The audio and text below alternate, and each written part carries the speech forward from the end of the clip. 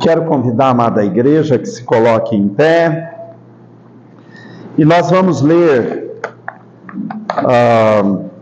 duas passagens, dois textos. Primeiramente, nós vamos ler Atos capítulo 1, verso 8, texto bem conhecido. Vamos ver outras passagens também. Atos capítulo 1, verso 8.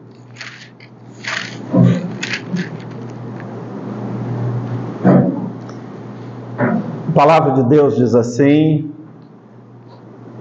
mas recebereis o poder do Espírito Santo que há de vir sobre vós, e ser-me-eis testemunhas, tanto em Jerusalém como em toda a Judéia e Samaria, e até aos confins da terra. Amém.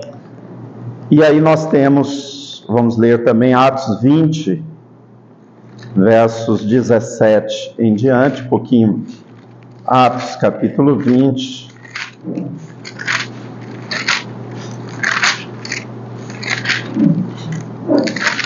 Nós vamos ler os versos 17 em diante. E de Mileto mandou a Éfeso a chamar os anciãos da igreja, e logo que chegaram junto dele, disse-lhes: vós bem sabeis, desde o primeiro dia em que entrei na Ásia, como em todo esse tempo me portei no meio de vós, servindo ao Senhor com toda a humildade, e com muitas lágrimas e tentações que pelas ciladas dos judeus me sobrevieram. Como nada que útil seja, deixei de vos anunciar e ensinar publicamente pelas casas, testificando tanto a judeus como a gregos o arrependimento para com Deus e a fé em nosso Senhor Jesus Cristo. E agora, eis que ligado eu pelo Espírito, vou para Jerusalém, não sabendo o que lá me há de acontecer, senão que o Espírito Santo de cidade em cidade me revela, dizendo que me esperam prisões e tribulações. Mas de nada faço questão, nem tenho a minha vida por preciosa, contanto que cumpra com alegria a carreira e o ministério que recebi do Senhor Jesus, para dar testemunho do Evangelho da graça de Deus. Amém. Amém. Obrigado, Senhor, por essa oportunidade que o Senhor nos dá, esse momento da igreja tão precioso, momento de mês de missões, com desafios, com a palavra do Senhor sendo pregada, que realmente, ó Senhor, Tu nos ajude a a estar harmonizados com o plano do Senhor, com o propósito do Senhor. E que o Senhor venha usar essa igreja grandemente nesta cidade para a sua glória. Que o templo, esse novo prédio realmente seja pequeno para comportar as almas que estarão ali para ouvir, se converter e servir ao Senhor. Então, ó Deus, venha desafiar o nosso coração através da sua preciosa palavra nesta noite, em nome de Cristo Jesus. Amém. Podem se assentar. Bom, previamente o pastor, ele nos passou uma indicação, né? Missões no quintal. Então, basicamente, nossa mensagem ela vai ter dois aspectos nessa noite. Primeiramente, temos que entender missões ao mundo todo, tá? E a segunda parte, o segundo texto, nós devemos entender que para alcançar o mundo todo, precisamos consertar o nosso quintal, né? A nossa seara, o nosso próprio local. Ainda hoje, né, nós estávamos lá em Jaboticabal e falando, né, o seguinte teor: realmente a Bíblia, ela é um livro missionário, né? É um livro missionário. Ou seja, nós temos missões de Gênesis a Apocalipse, né? Nós temos já missões no livro de Gênesis, o proto-evangelho. Então, logo houve a queda do ser humano, então Deus já promete, né, a vinda do Messias. E nós vemos que a partir disso Deus cria um plano, né? Deus cria um plano para a vinda do seu filho. Ele chama Abraão, Deus faz uma aliança com Abraão, Deus faz, lá no capítulo 13 do livro de Gênesis, né? Deus faz, 12, versos 1 a 3 ali, Deus faz promessas para ele, né? Eu vou te abençoar grandemente, Abraão, farei de ti uma grande nação, abençoar-te-ei, os que te abençoarem, amaldiçoarei, os que te amaldiçoarem. Mas é através de Abraão que vem a promessa da redenção mundial, né? O mundo inteiro vai ser abençoado através dele. Deus deixa bem claro essa realidade. E ali começa uma linhagem, né? Uma família em que Deus começa a trabalhar. Abraão gerou Isaac gerou Jacó, né? Jacó gerou as tribos ali, e nós temos a tribo de Judá, e na linhagem da tribo de Judá vem Jesus Cristo, né? O Salvador do mundo. Então nós vemos um plano desenhado por Deus, né? Podemos dizer, uma teologia bíblica, né? Ou seja, a história, ela não aconteceu por simplesmente acontecer. Não, há um plano desenhado por Deus através dos séculos, né? Que alguns chamam o plano divino através dos séculos. Portanto, aí nós temos os profetas, né? Nós temos também o livro de Salmos, onde nós vemos no livro de Salmos o desejo de Deus para alcançar todo o mundo. Por exemplo, no Salmo, não precisa abrir todos os textos, eu vou dar aqui, no Salmo 19:14, diz assim: por toda a terra se faz ouvir a sua voz e as suas palavras até aos confins do mundo. No Salmo 96, verso 3 diz: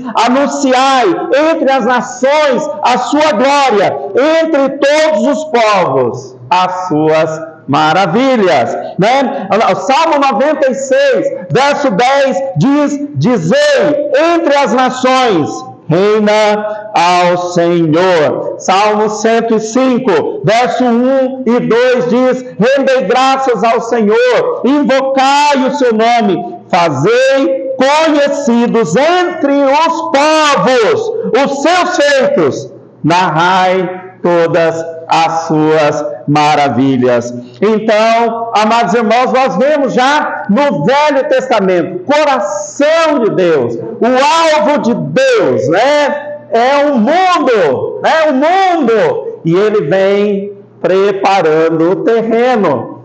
Deus veio através dos séculos, pelos profetas, mesmo pela nação de Israel, chamando pessoas, dando profecias, e depois enviando o próprio Filho dele, para que possamos fazer missões, né? Então, aí vem o Senhor Jesus, e nós vemos que Cristo, né, sendo Filho de Deus, Ele inaugura o seu ministério. Em alguns momentos, Jesus quer abrir os olhos dos discípulos, né? Acho que tinha muita coisa que o Senhor Jesus ensinava que soava estranho aos olhos e aos ouvidos dos discípulos. Porque quando Jesus falava: edificarei a minha igreja, o que é igreja? O que ele vai fazer com a sua igreja? Para que igreja? Né? Quando Jesus, né, falava texto como nós vemos em João 4,35, ele disse: erguei os vossos olhos e vede os campos, pois já branquejam para a ceifa. Olha, que é isso que o Senhor Jesus está dizendo, né? E portanto, depois Jesus diz: ide, fazei discípulos de todas as nações. Que é isso? Parecia estranho, mas nós vemos, amados irmãos, aqui a grande comissão do nosso Senhor Jesus. E é tarefa de quem? Essa grande comissão dada pelo Senhor Jesus é tarefa da igreja, né? Ele não escolheu usar os querubins, nem os serafins, nem os anjos, né? Nem os arcanjos. Não! Ele escolheu usar a sua igreja, ou seja, os seus salvos nele, né? Os salvos em Cristo Jesus. É nós, a igreja do Senhor, que tem essa responsabilidade. Temos até um cântico, né, muito bonito, que fala: podia ter mandado anjos, mas escolheu você e a mim, né? Então, a igreja, nós somos o povo escolhido pelo Senhor para levar a mensagem adiante. É claro que nós temos, amados irmãos, um texto tão clássico como Mateus 28, verso 19, onde o Senhor diz: portanto, ide, fazei discípulos de todas as nações, batizando-os em nome do Pai e do Filho e do Espírito Santo, e ensinando-os a guardar todas as coisas que eu vos tenho mandado, e eis que eu estou convosco todos os dias, até a consumação dos séculos. Então, nós temos aí o texto clássico, né, da missão, do dever da igreja. Por que, pastor, conferência? Por que desafios? Por que envelopes? Por que isso me custa algo? Né? Por que eu tenho que me envolver com essa obra? Se você é um salvo, nós temos que nos envolver. Amém.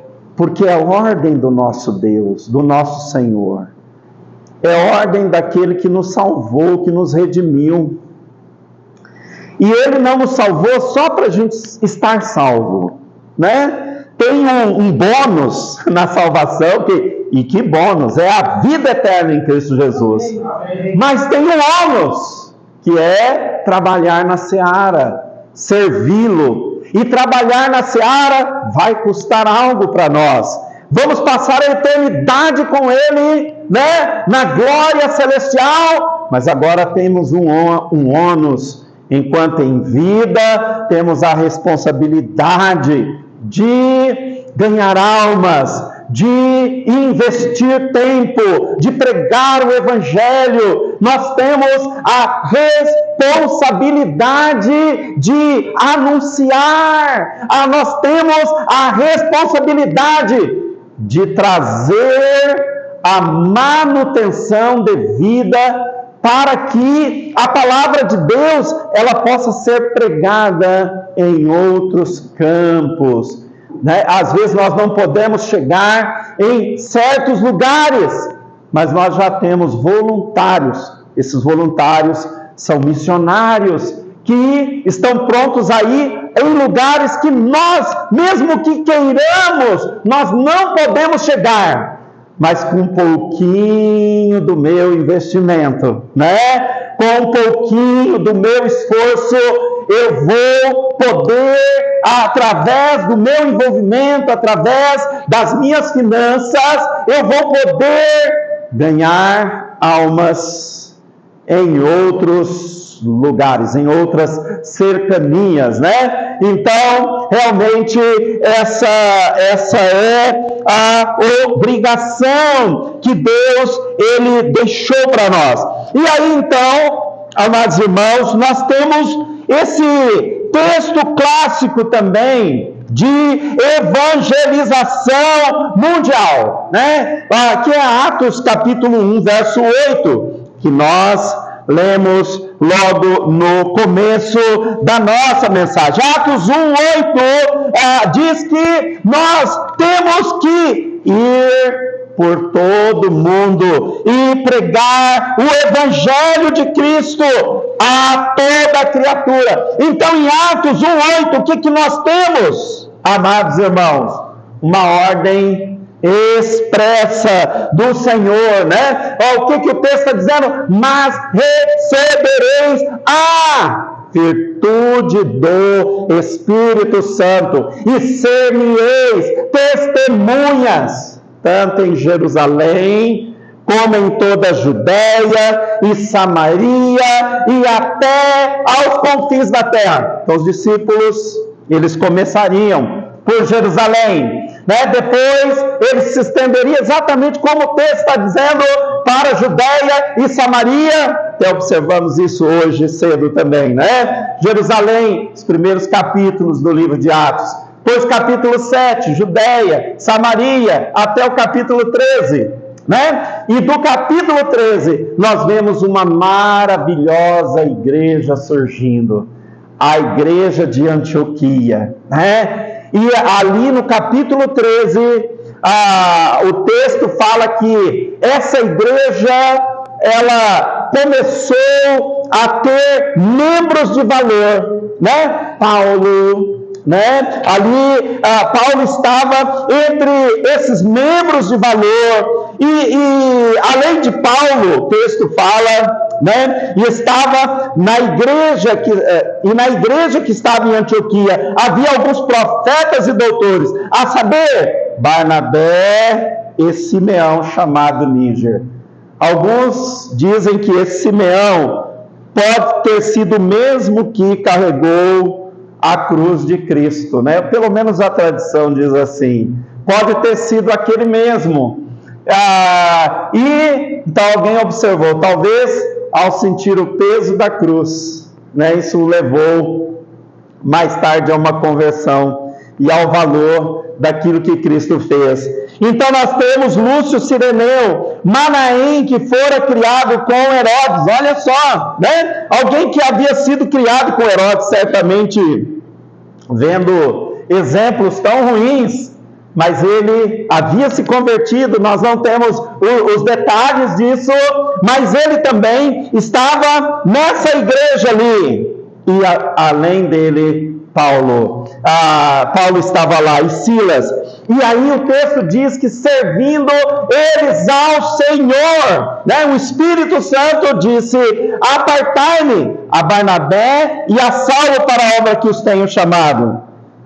Jejuando e orando sobre eles, eles partiram.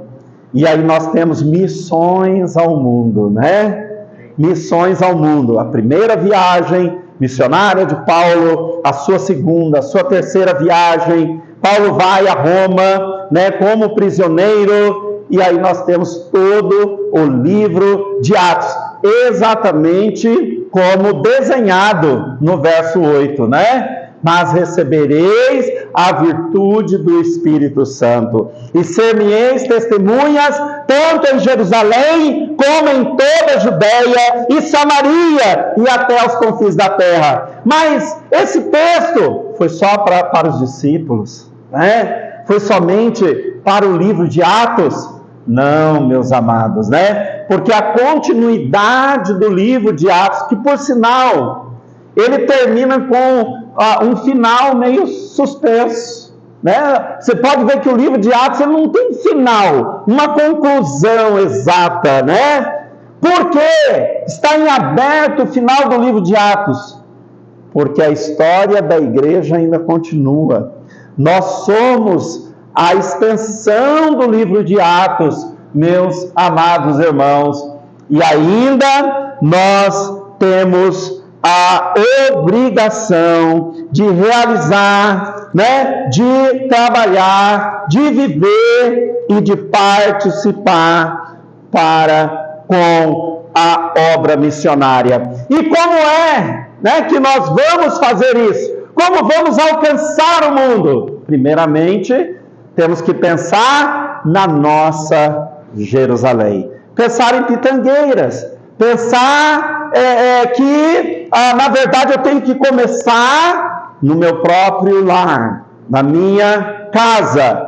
Quem sabe com o meu vizinho, com os meus irmãos, trabalhando com os meus irmãos e, sobretudo, eu tenho que viver a palavra de Deus no próprio contexto em que eu estou vivendo, ou seja, missões, se eu entendi, né? Correta, missões no quintal. Começa na nossa cidade, no nosso local, na nossa casa, na nossa igreja, no nosso envolvimento na nossa igreja. E certamente, amados irmãos, o livro de Atos, e especialmente nesses versos que nós lemos, Atos 20, e agora quero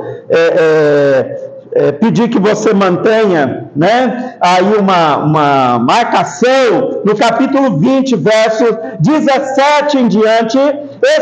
Esse texto vai mostrar como é que eu posso trabalhar o meu quintal, né, a minha localidade, o que eu tenho que fazer. Então esse texto vai mostrar através desses princípios que Paulo ele traz aqui. Primeiramente, Paulo ele sabe que ele está na sua terceira viagem missionária, e ele sabe que mais para frente ele vai ser preso e o seu aspecto ministerial vai mudar muito.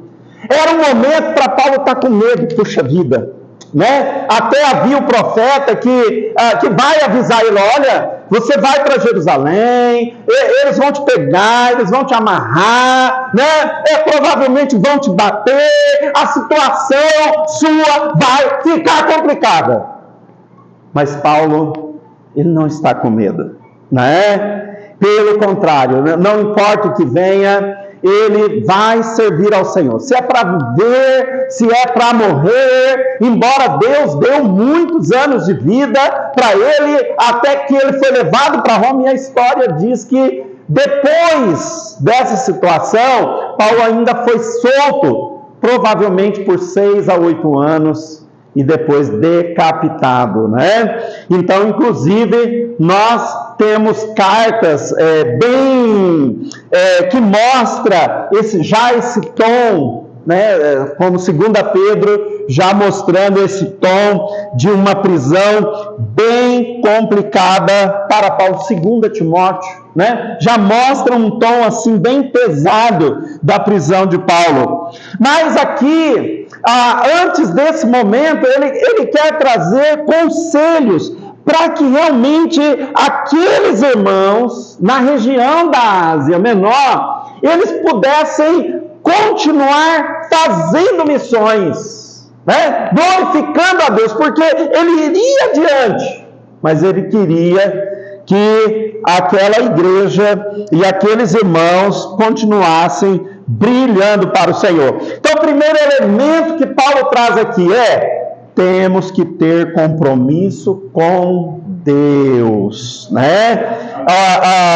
Ele mostra isso no versos 17 a 20. De Mileto mandou a Éfeso a chamar os anciãos da igreja, e logo que chegaram junto dele, disse-lhes: vós bem sabeis, desde o primeiro dia que entrei na Ásia, comentou desse tempo, me portei no meio de vós, verso 19, servindo ao Senhor, com toda a humildade e com muitas lágrimas e tentações que pelas ciladas dos judeus me sobrevieram. O que Paulo está dizendo aqui? Olha, temos que ter compromisso com Deus, né? Amados irmãos, nós não servimos ao homem, né? Não é uma religiosidade. O nosso primeiro compromisso é com Deus. Por isso que a promessa de fé, para dar certo, essa é a primeira observação. Você não vai fazer para o homem. É para Deus, é para agradar ao Senhor. É com esse quando eu contribuo, eu estou servindo ao meu Deus. Então, será que eu estou fazendo o melhor? Realmente, né? Porque às vezes o crente ele gasta o seu dinheiro, e é seu, tudo bem, você pode gastar, né? Mas a questão será que nós estamos gastando bem o dinheiro que Deus está pondo em nossas mãos? Que às vezes o crente fala: eu não tenho. Mas será que nós estamos vivendo uma vida com sabedoria? Será que o dinheiro para missões não é aquela torneira pingando, né? Não é aquela luz acesa na hora indevida, não é aquela geladeira que fica aberta, não é mesmo? E aí chega no final do mês com uma certa gastança, né? Talvez com certos movimentos que você poderia evitar, certas compras, certas demandas, certos compromissos que você poderia adiar, que não mudaria nada na sua vida, mas que ao fazer essas coisas, às vezes você chega no final do mês, acabou a grana, eu não tenho, né? Meu salário não está dando. A verdade é que muitas vezes a vida do crente financeira está uma bagunça, irmãos. E todos nós passamos por dificuldade, é normal, né? Não estou dizendo que é errado, e eu acredito que às vezes viver com pouco nos faz depender mais do Senhor, confiar nele, né? Mas existe uma situação em que às vezes o crente ele está vivendo com pouco, não porque o Senhor quer e nem porque o Senhor não proveu, mas porque aquele crente não está vivendo com sabedoria, exatamente nessas áreas, pondo o dinheiro fora, por não pensar na forma como gasta, por não pensar na forma como investe, vive de qualquer maneira, toma decisão de qualquer coisa, pega o carro, vai daqui para lá, vem de lá para cá, gasta gasolina e nem orando tá.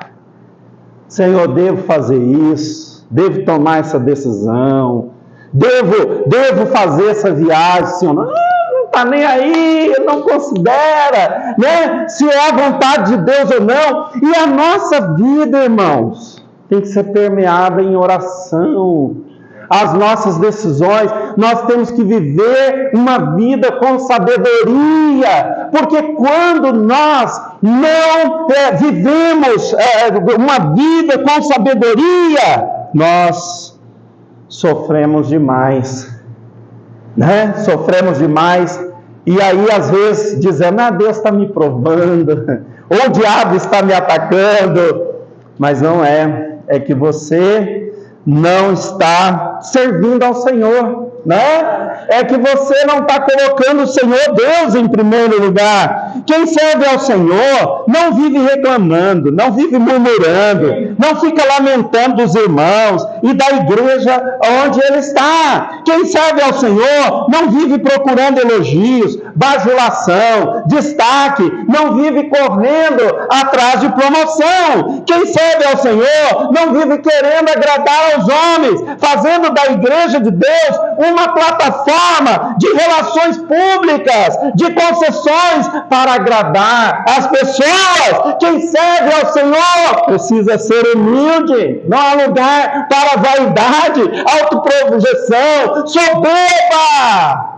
Né? Nós servimos ao Senhor, devemos colocar a nossa vida diante dele e encarar isso com realidade, com seriedade. Amém. Amém. Paulo coloca esse elemento para a igreja. Vocês querem alcançar o mundo? Olha o que eu fiz. Vocês viram o que eu fiz. Eu estive entre vocês, servindo ao Senhor, né? Servindo ao Senhor. Em segundo lugar, Paulo observa, nós temos que ter compromisso com a oração. Oração, meus amados irmãos, não é aquela oração café com pão, né? Em nome de Jesus, amém. Embora essa já tenha um valor, né? Vai almoçar, agradece, vai tomar o café da manhã, agradece. Mas nós precisamos ter cuidado e fugir de orações santimônias, ou de orações repetitivas onde não faz sentido. Nós precisamos de oração de verdade. Orar, né, como foi dito hoje, pelas famílias. Orar pelos irmãos em Cristo Jesus. E Paulo, ele dá, né, ele subentende isso no verso 19, porque ele fala, servindo ao Senhor com toda a humildade, com muitas lágrimas e tentações que pelas ciladas dos judeus me sobrevieram. Então Paulo fala, eu enfrentei muitas lutas, irmãos. Há momentos de chorar, e não era fácil o ministério de Paulo. Então, no verso, inclusive, no verso 36, mais adiante, olha lá, depois de falar com os irmãos, e havendo dito isso, pôs-se de joelhos e orou com todos eles. Quer dizer, Paulo, ele tinha um ministério, né, de oração. Nossa carne, ela não gosta de orar, né? A reunião de oração é fato, né? Infelizmente, que é um dos cultos menos frequentados, irmãos. Até porque se não fosse, se a reunião de oração fosse o culto mais frequentado da igreja, nós teríamos um reavivamento com 100% de certeza. 100% de certeza. Se a igreja disser, vou orar, mas nós temos que orar, né? Banhar os nossos irmãos, a nossa igreja, o campo missionário, banhar em oração a proposta da promessa de fé missionária, orar, e você, antes de tomar uma decisão de participação com missões, deve orar. Senhor, qual que é o valor que eu posso, como crente, participar para ajudar na evangelização mundial de missões? Como eu arrumo o meu quintal, né? Como eu deixo o meu quintalzinho certinho, né? Para que seja algo que não vai comprometer a sua família. É um valor que não é loucura, é uma promessa de fé missionária, não é loucura, né? É uma promessa. E como a frase diz, né? Promessa, porque é algo entre você e Deus. Deus, pela obediência à sua palavra, eu me comprometo a participar de missões frequentemente, né? Então é uma promessa. É pela fé. Por quê? Você confia em Deus. Às vezes é um valor que você não é loucura, mas é um valor em que você sabe que dá uma dorzinha, é um desafio para você, mas você vai cooperar. Então ela é de fé. Não é exatamente algo que está sobrando. Está sobrando, amém. Deus te abençoou, né? E talvez você vai usar valores que estão sobrando para tantas coisas, inclusive para o benefício da sua família. Mas promessa de fé é um desafio, né? Promessa de fé missionária. Por quê? Promessa de fé missionária. Porque esse valor, ele é diferente do dízimo, como foi falado, né? Dízimo é a 10ª parte dos meus ganhos, e é para a manutenção do trabalho da igreja. Então, por isso. Alguém disse até, inclusive, que dízimo não precisa de fé, né? Porque, se você observar, ninguém dá mais e ninguém dá menos em relação ao dízimo, porque é a 10ª parte do ganho. Se alguém ganhar 100 mil, que Deus abençoe, né? Vai dar 10 mil. Mas se alguém ganha 1.000, vai dar 100. Se alguém ganha 100, vai dar 10 reais. Ninguém dá mais, ninguém dá menos. Então alguém disse até não precisa de fé, precisa na verdade precisa também, mas precisa mais de obediência, né? E não se mistura. Quando nós falamos promessa de fé missionária, isso quer dizer que, por que missionária? Porque é um valor que se destina ao campo missionário. Não vai para a construção. Quem que é assim, né? Que eu não estou falando aqui? Não é um valor que vai para o sustento pastoral. Isso são os dízimos. Não, é uma promessa de fé missionária, quer dizer, é um dinheiro destinado a missões. E, irmãos, quando a igreja, ela participa, ela é fiel, Deus desperta a igreja. Amém. Olha, eu falei da igreja do pastor Celso, né? Ele fundou 3, eu digo fundou porque tem essa primeira que ele deu a manutenção, depois em Ribeirão Preto, né? Em Jardinópolis agora ele está, e nós estamos cuidando da igreja de Ribeirão Preto. Mas devido ao nosso projeto missionário no Mato Grosso do Sul, eu fiquei anos sem ter um bom contato com o pastor Celso. Mas um dia eu vim, preguei aqui, outro dia ele ligou: pastor, vem ensinar missões para a nossa igreja. Na verdade, a igreja, ela ainda não tinha, assim, eu não sabia direito o que era missões. Então, nós fizemos uma conferência missionária. E pregando para a igreja, desafiando. E, irmãos, o valor que veio para missões foi algo fantástico. Amém. Foi um ânimo para a igreja, não é, pastor? O alvo da igreja com missões é um bom alvo missionário. Mas, tempos depois, o pastor Celso ligou: olha, a igreja está animada, a igreja de Jardinópolis, onde fizemos a conferência, a igreja está animada, pessoas chegaram e querem participar de missões. Porque é isso que acontece.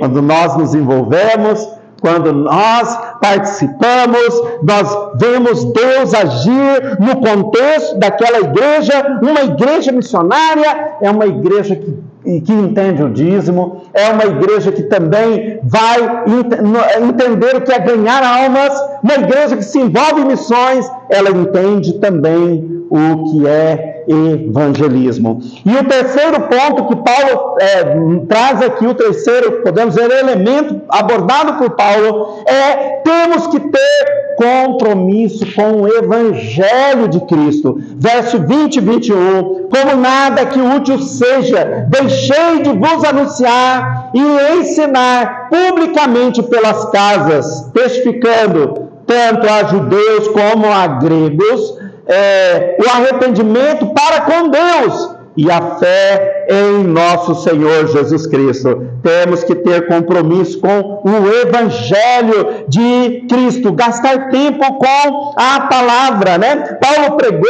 ensinou de casa em casa, seu propósito maior de vida era testemunhar o Evangelho do Senhor. Ele fala, inclusive, no verso 24, mas de nada faço questão, nem tenho a minha vida por preciosa, contanto que cumpra com alegria a minha carreira e o ministério que recebi do Senhor Jesus para dar testemunho do Evangelho da graça de Deus. Então Paulo tinha um Evangelho com E maiúsculo, né? Eu tenho que levar, ele tinha essa sede. Irmãos, a mensagem que salva o mundo dos seus pecados é o Evangelho de Cristo. É uma mensagem poderosa, né? Você leva o Evangelho de Cristo e às vezes você senta com um perdido. Você fala do Evangelho e você vai se levantar com uma pessoa salva. Porque o Evangelho de Cristo é o poder de Deus para a salvação, é o dínamos de Deus, né? Que salva, que redime, que transforma o pecador. É o Evangelho de Cristo que salvou você. Lembra? Naquele dia que você estava em trevas, perdido, sem esperança. Se você é um salvo agora, você tem a esperança, a salvação, a vida eterna em Cristo Jesus, não é mesmo?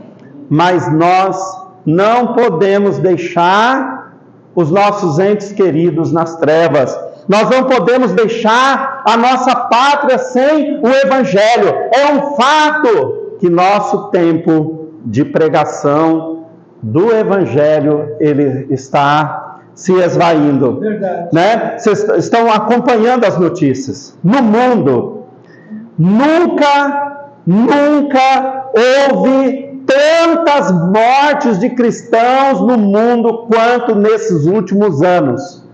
Mas a imprensa, os governos não falam nada. Milhares de cristãos mortos no mundo. Mas a própria mídia se cala, se fecha.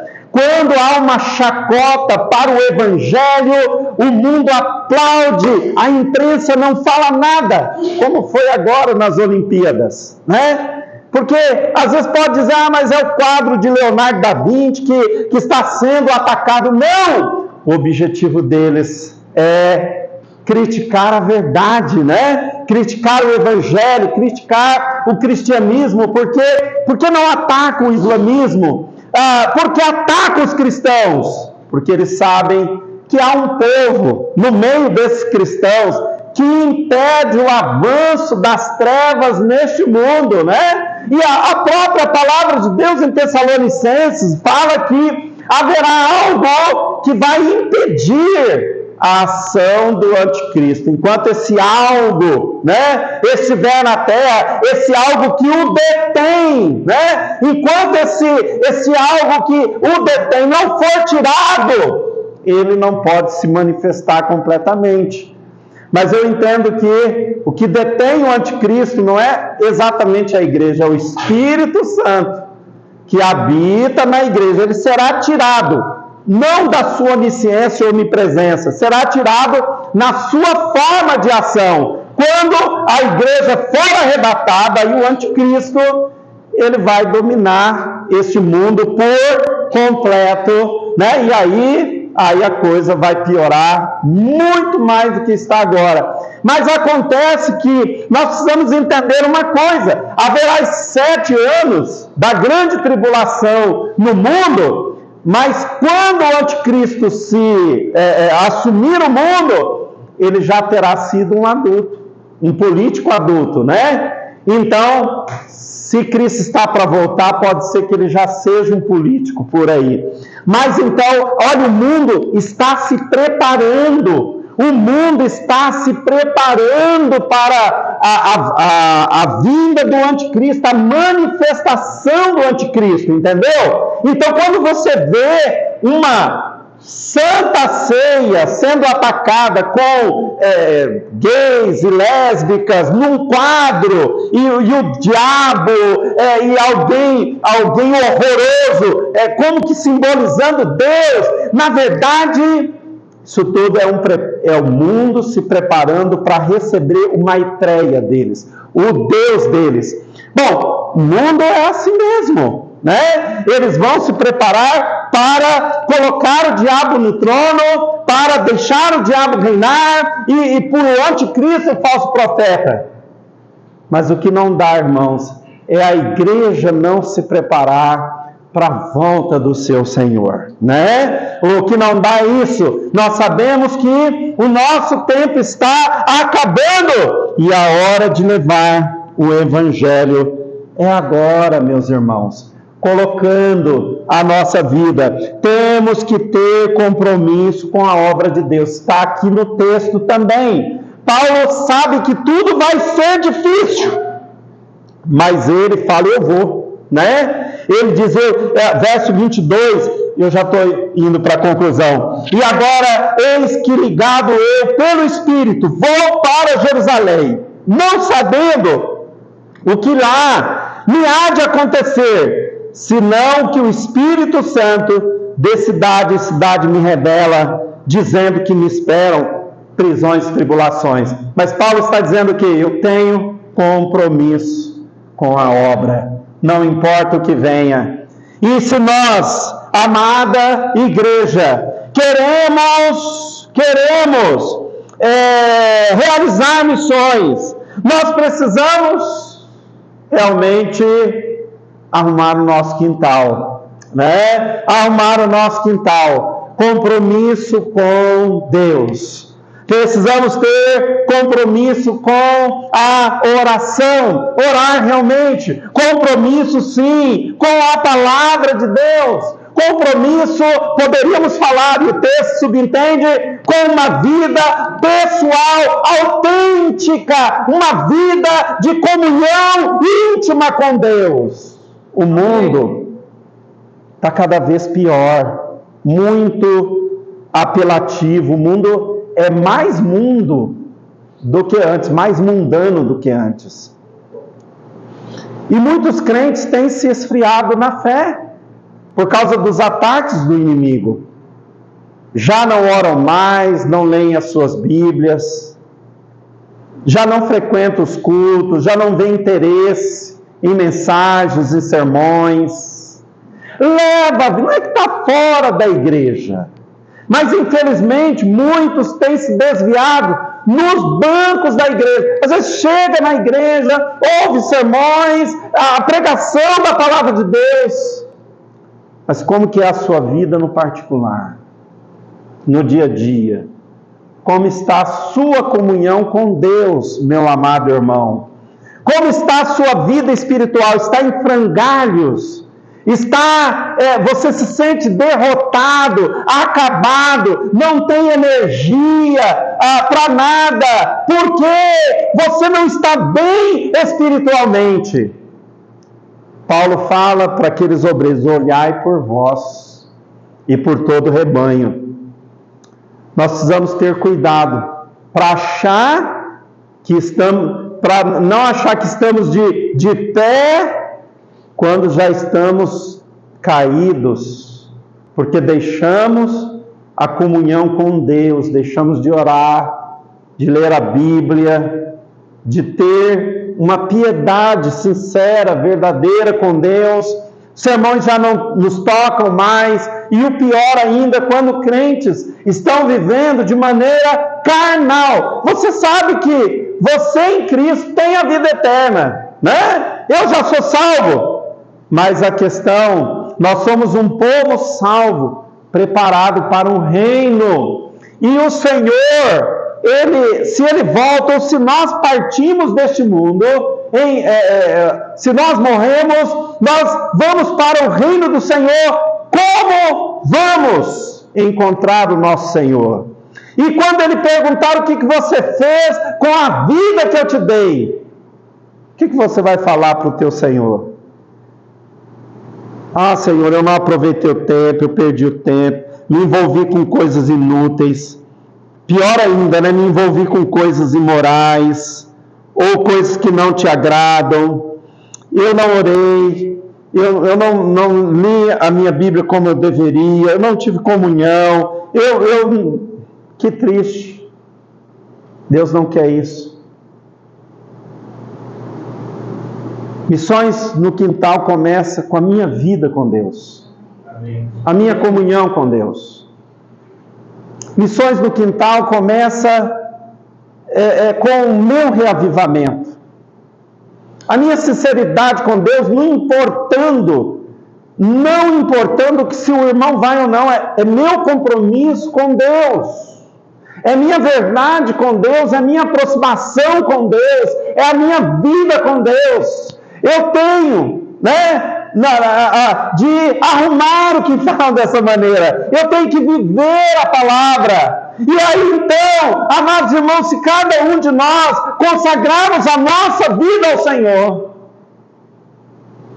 vamos chegar aos campos distantes, com certeza, naturalmente, vamos sair da nossa Jerusalém, vamos explodir. Amém. Que Deus abençoe a todos. Obrigado, pastor. Amém.